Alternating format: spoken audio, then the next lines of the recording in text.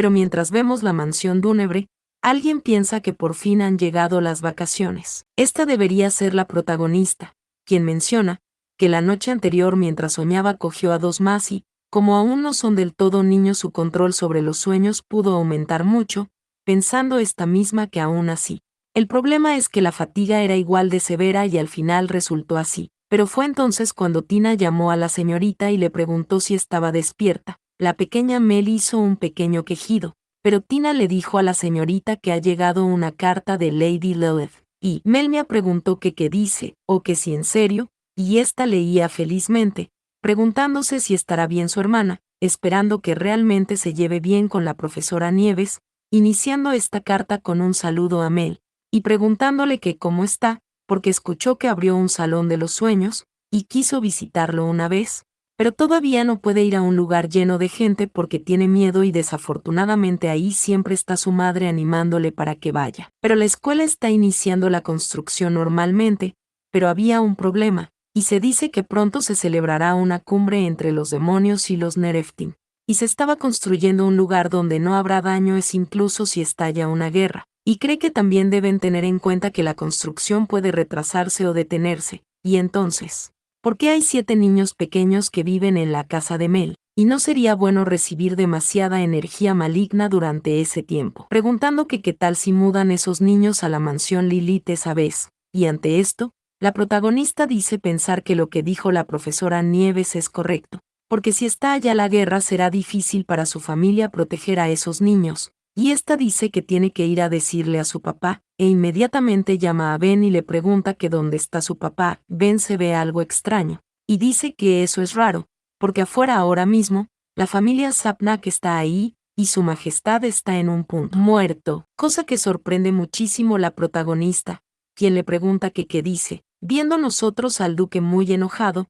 quien dice que ha ido ahí por sus propios medios, o le pregunta si lo ha hecho porque quería morir, porque si hubiera visto una nariz cerca de Melmia habría dicho que destruiría todas sus tiendas. Pero aquí vemos que la protagonista sale corriendo, y esta piensa que es la madre Etisa III, y se pregunta que por qué ella está ahí, pensando que después de eso no quiso preocuparse por lo que le pasara a la familia Sapnak, pero la madre de Etisa dice que ha ido ahí para hacer un trato, pero el duque le pregunta que con qué calificaciones pide eso, pero Etisa II le dice a su Alteza que el trato no es con él, sino con su hija, viendo nosotros cuán enojado se ve el duque ante esto, pero aquí la protagonista le pregunta a Etisa II que qué está tratando de decirle. Etisa dice que el jefe de la familia Sapnak solicita una reunión privada con la archiduquesa Melmia Dúnebre, y también le contará los detalles de la transacción cuando se reúnan, y ante esto la protagonista llama a su papá, el mismo que dice que no le escuchará porque debe ser una tontería o una estupidez,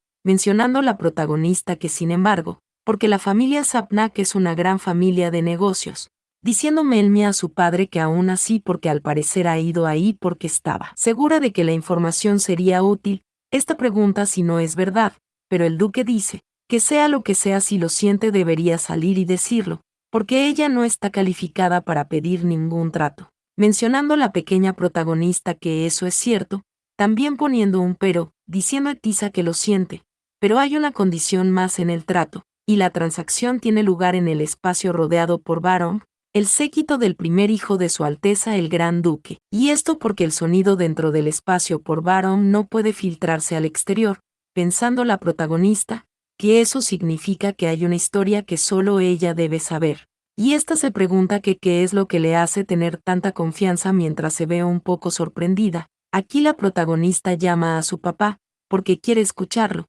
y esa podría ser una historia útil. El duque llama a Mel, pero la protagonista pide solo 20 minutos, y pregunta si eso es suficiente, ante lo que su padre dice que sí, 20 minutos, solo eso. Este mismo dice que cualquier momento que dure más de un segundo, este le pregunta si ella sabe lo que le quiere decir, pasando a nosotros a la conversación, donde podemos ver la invocación de Cayan, que se llama Barón por si no lo sabían, pero Etisa II llama a la princesa, porque ha oído que sus negocios van bien, supone que su consejo fue útil, pero la protagonista le hace saber que si le va a decir tonterías entonces se va, pero Etisa II dice que excelente, y como no tienen mucho tiempo irá directo al grano, y esta dice que conoce la profecía que la reina recibió del árbol del mundo, y se trata de la vida de su hermano Cayan Dúnebre. Esto impacta a la protagonista, quien se pregunta que cómo que vida, diciendo Etisa que sin embargo, porque la profecía solo es compartida por la reina de la casa Astaroth y el gran duque Dúnebre, y las partes implicadas no lo saben, pero la protagonista dice que entonces, pregunta si puede llevar a Barong, diciendo Etisa que ese es un trato entre ellas dos, y Barong está ahí para guardar el secreto. Pero por supuesto es su elección si desea o no compartir esa información más adelante. Aquí Milmea le pregunta a Etisa que qué le quiere decir, y ésta le pide que por favor salve a su hija, la reina Etisa III de la ejecución, pero la protagonista se pregunta que cómo que pena capital, pensando que aunque no quiere necesariamente que ese niño muera y desaparezca, esta pregunta si se ha decidido la pena de muerte para la reina Etisa III. Pero Etisa II dice que la reina aún no ha dado el veredicto, pero su padre y sus hijos no quieren que eso suceda, y en su opinión, Melmia Dúnebre, solo ella puede evitar la ejecución de su hija. Pero la protagonista pregunta que por qué intentan detener la pena de muerte, y ésta piensa que dice su hija pero no lo ve como algo que desea desesperadamente o porque le amara, diciendo la madre de Etisa que valora su negocio más que su vida, y el sucesor que heredará su negocio es el segundo más importante, y si Etisa III a quien le enseñó todo muere y desaparece, será muy molesto. Ante esto la pequeña Mel se ve algo preocupada, y se pregunta que por qué, pero piensa que bueno, y eso es típico de una persona de negocios amante el dinero, y dice que lo entendió, pero también pone un pero porque hay un problema, y no fue ella quien murió por esa bomba falsa, fue Uria. Y esta pregunta si no tiene Uria derecho a castigar a la reina Etisa III por eso, pero la madre de Etisa dice que dado que no es el jefe de la familia Belcebú es correcto tratarlo como un demonio masculino normal, porque incluso si los demonios femeninos y masculinos sufren daños diferentes en la misma situación, el demonio femenino tiene el control principal del incidente. Esto enoja mucho a la protagonista, diciendo que entonces, ya que ella que tiene el derecho a hablar, hablará, y debe darle a Urea el 10% de la riqueza total de la familia Vapnak como premio de consolación, porque de lo contrario no negociará. Ante esto la madre de Etisa dice que es una cantidad importante de dinero, pero supone que sus molestias valen la pena, así que eso es bueno, y así es. Pero la protagonista le hace saber que no puede decirlo con palabras, y le pide que redacte un memorado, viendo nosotros a la madre de Etisa escribir mismo contrato. Y mientras la pequeña Mel revisa dicho contrato piensa que es impecable, y ésta dice que excelente, pero dice que en segundo lugar, pregunta que qué pasa si escucha una profecía y siente que no vale nada, porque si realmente lo escucha es posible que no tenga nada que ver con ella, o que sea información inútil para ella. Diciendo la madre de Tisa, que si así lo siente transferirá la mitad de los restaurantes que tiene a su nombre, diciendo la protagonista que está bien y ahora va a escuchar. Y la madre de Etisa dice que la profecía imperfectamente escuchada, viendo nosotros una persona frente al gran árbol del mundo mientras todo está teñido de sangre, estando lanzado en el suelo Cayan quien realmente ha muerto, porque si estalla la guerra, él morirá. Esto sorprende muchísimo a la protagonista, quien está prácticamente sudando, diciéndole la madre de Etisa que como persona de negocios debe confiar en ella porque no haría negocios con información falsa y, entonces le pide que, por favor, cumpla sus promesas en el futuro, viendo nosotros cómo se ha marchado Baron del lugar, y esto con tristeza y lágrimas en sus ojos, y también vemos a la protagonista con ambos puños cerrados, mientras que detrás suyo aparece Sugar, y aquí Mel corre hacia Sugar con intención de abrazarle, y ésta comienza a llorar y Sugar hace lo mismo. Pasando nosotros a la noche, donde vemos a esta persona que tienen sometida, mismo que le grita al bastardo, porque fue el que le engañó y le atrapó en la isla. Pero Uria le pregunta a este sujeto, que por qué cree que el diablo actúa de manera tan rústica, y también le responde, porque la culpa es del que fue engañado. Pero el sujeto le grita, porque creyó que había criado un cachorro de zorro, bueno, es su padre, recordando que Uria quiere ser el líder de la familia. Pero Uria le pregunta al viejo, que cuando le crió su padre, y le pide que mantenga la boca cerrada, y el mayordomo le dice al patriarca que lo hará, pero vemos que el padre de Urea está tosiendo, y mientras le han vendado la boca a este, Uria dice creer que él todavía no entiende la situación, porque después de arruinar la familia, le pregunta que cuánto tiempo él planea permanecer sentado en el trono, y Uria le pide a su padre que no se preocupe mientras sonríe muy feliz, porque él restaurará a Belcebú y su nombre glorioso y espléndido, lo pondrá en todo lo alto en lugar de su padre. Pero en ese momento llegan unos guardias, que dicen que el rey envió su mensaje de felicitación al nuevo jefe de la familia Belcebú, y aquí el padre de Uria mira hacia atrás, y Uria se ve muy feliz, pidiendo que le diga al rey que él está muy agradecido, y esto mientras agarran al padre de Uria diciendo esta persona que sí, y ese hombre será llevado al palacio según el contrato. Viendo nosotros que el padre de Uria empieza a gritar maldiciendo, pero inmediatamente pasamos más adelante, donde Uria menciona que ahora lo único que queda en Belcebú es un gran banquete para anunciar el cambio de la familia, diciendo el mayordomo que las invitaciones ya están listas. Preguntando si debería enviarlas el próximo día, Uria dice que bueno, y este le dice a todos que comiencen a prepararse para el banquete a gran escala, y todos gritan que sí, marchándose Uria del lugar muy feliz, mencionando que él también tiene que prepararse, preguntándose que qué ropa debe usar, o que qué es lo que más le gustaría, pasando a nosotros al mundo de los sueños, donde Berry le pide a la hermana que no llore, y uno de los gemelos le pide a la protagonista que no se preocupe, porque esa información es falsa, y ni siquiera sabe cómo lo ha descubierto. Pero la protagonista dice que no es falso mientras llora, porque la gran Sapnak es una persona de grandes negocios, y debe haber muchas maneras de tener información en secreto, y este empieza a llorar muy fuerte, diciendo que entonces no tiene sentido dudar de que la profecía sea falsa, y necesita encontrar una manera de salvar a su hermano Cayan. Pero Leopoldo dice que bien, y deben pensar en ellos todos juntos. Aquí la chica gemela le dice que sí, y puede hacerlo, mencionando la protagonista, quien continúa llorando, que debe repasar la profecía, porque de hecho ahora la última frase es la que más le molesta, porque esa parecía estar completamente separada de las otras oraciones que la precedieron, pero no puede carecer de sentido. Pero Leopoldo dice que la capital mundial a veces quiere decir tonterías. Pero la protagonista está un poquito enojada, porque el árbol del mundo no es ninguna broma, y Berry dice que ella realmente no sabe nada sobre eso, pero el chico gemelo dice que en su opinión dos caras compiten para burlarse una de la otra, y su hermana dice que solo puede emitir un sonido a la vez, y esto sorprende un poco a la protagonista, la misma que le grita y le pide que espere, y le pregunta que qué ha dicho. Aquí el chico gemelo dice que si tiene dos cabezas. Pregunta si no. Significa que tiene dos egos, y su hermana le hace saber que el cuerpo es uno, así que si las dos cabezas no se llevan bien va a ser difícil. Esto sorprende a la protagonista, quien pregunta que cómo que ego, o que cómo que tener dos egos en un cuerpo, y esta piensa que quizás está haciendo un juicio apresurado debido a su situación. Pero si lo piensa de esa manera tiene mucho sentido, porque si Sylvester y el ala son personalidades diferentes atrapadas en un solo cuerpo, el signo del ala es una figura rodeada de alas. Y si el pájaro en la profecía se refiere a ese símbolo, aquí la protagonista se ve pensativa, y dice que bueno, porque es una situación en la que los dos personajes,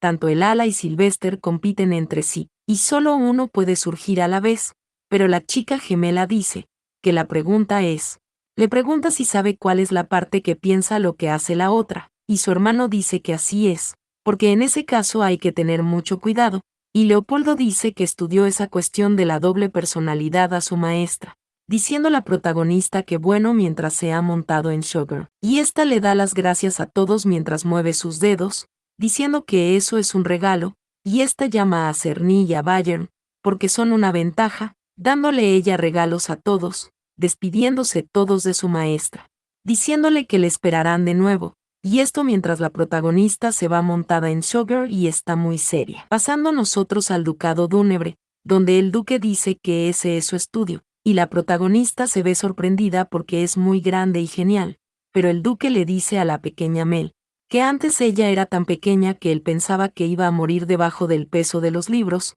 así que no le había dejado entrar todavía. Pero la protagonista llama a su papá porque, pase lo que pase, no fue tan lindo, poniendo esta misma un pero, porque hay tantos libros, y se pregunta que cómo encontrará lo que necesita, y la protagonista dice que entonces, porque se trata de doble personalidad lo que anda buscando, y el duque le pregunta que por qué busca eso, o pregunta si había un tipo así entre los demonios, diciendo que todavía existen diarios escritos por cada uno de sus dos personalidades, y el duque le pide a Ella que lo traiga. Yendo ésta a buscar los documentos, diciendo el duque que la cubierta roja es la personalidad del demonio original, y el signo azul es la personalidad humana que él creó, y la protagonista pregunta que como que personalidad humana, diciendo el duque que sí, y creó una personalidad que se creía humana, y misteriosamente la personalidad no pudo usar ninguno de sus poderes como demonio, y ante esto, la protagonista se pregunta si era como un ser humano real, porque eso es increíble, y el duque le pide a la pequeña que luego lea cómodamente, diciéndome él que sí, y ésta se ha sentado, y alguien le dice que abajo. Bueno, quien llega es Abel, quien está deambulando por ahí, y este le dice a la protagonista que es la primera vez que le ve en el estudio, pero la protagonista le pregunta a su hermano Abel si él sabe leer. Abel dice que sí, claro, pero la protagonista, muy sorprendida, le dice creer que no lo sabía, y ante esto Abel suspira algo enojado y dice que en efecto, preguntando que qué hay en el que está mirando, pensando la protagonista que es un tonto. Pero este empieza a leer, pasando al 1 de junio del 2011, diciendo el libro que él es Wolfgang Barbatos y odia muchísimo a Estela Belcebú. Pasamos inmediatamente al 2 de junio del 2011, donde él es Wolfgang Barbatos y le encanta Estela Belcebú, y no importa cuánto odie el hijo de Wolfgang, porque no hay demonio femenino en el mundo más perfecto que Estela, y ante esto la protagonista se percata de algo, y ésta se pregunta si será que las personalidades divididas no comparten las emociones del otro, porque la escritura es completamente diferente, pero pasamos a la lectura del 1 de junio del 2011. Porque el Wolfgang Barbatos curiosamente esa vez no tuvo control de su cuerpo casi durante un mes, y mientras tanto, se pregunta que qué hizo ese chico Wolfgang o que cómo que se convirtió en amante de Estela, porque no le gusta y le da miedo, y la protagonista se ve sorprendida y piensa que es divertido, y parece que ni siquiera sabe qué pasó cuando la otra persona tomó posesión de su cuerpo, pero continúa la lectura al 3 de julio del 2011. Porque él es Wolfgang Barbatos y estaba tan cansado que perdió el conocimiento por un momento y apareció Wolfgang, y parece que le lanzó duras palabras a Estela y causó conmoción, y este se ríe, porque al final tendrá que encargarse de las consecuencias, pero debe estar haciéndolo a propósito, y aquí Abel le pregunta a su hermana que qué está mirando con tanta atención, y la protagonista dice que esa es la historia de Wolfgang y Wolfgang Barbatos, pero Abel se sorprende, porque eso, y dice que es famoso, porque fue la primera vez en la historia que se encontró un demonio con doble personalidad, y la protagonista se ve sorprendida y muy fascinada, porque su hermano Abel sabe algo, y la protagonista pide más detalles. Pero Abel algo sorprendido le pregunta si no es ese su diario, y le pide que solo lo mire, pero la protagonista dice que eso, y le pregunta a su hermano si alguna vez lo conoció en persona, pero Abel dice que él murió antes de que él naciera, y era un demonio de bastante alto rango, y Wolfgang aceptó que dado que era una personalidad creada tenía dos cuerpos, y el Wolfgang original no era así, porque él mismo lo creó y luego no pudo manejarlo, pero la protagonista pregunta que por qué Wolfgang habrá creado a Wolfgang, y Abel dice que bueno, porque quizás simplemente quería dejarle todo el trabajo molesto a su creación, pero no era solo que hacía cosas molestas, ya que Wolfgang también estaba tomando control de su cuerpo durante periodos de tiempos cada vez más largos, y Wolfgang era un poco estricto y no era tan bueno como el diablo, pero era tranquilo y elocuente por lo que tenía buenas esas relaciones con la gente, y finalmente planeó expulsar a Wolfgang y tomar posesión de su cuerpo con su amante Estela Belcebú, y aquí la protagonista, quien está muy sorprendida, pregunta si lo pudo lograr, diciendo a Abel que lo que pasó fue. Terminando aquí esta parte del video, esperando que te haya gustado, y si fue así te invito a comentar para que nos apoyes de esta forma y sigamos trayendo las demás partes.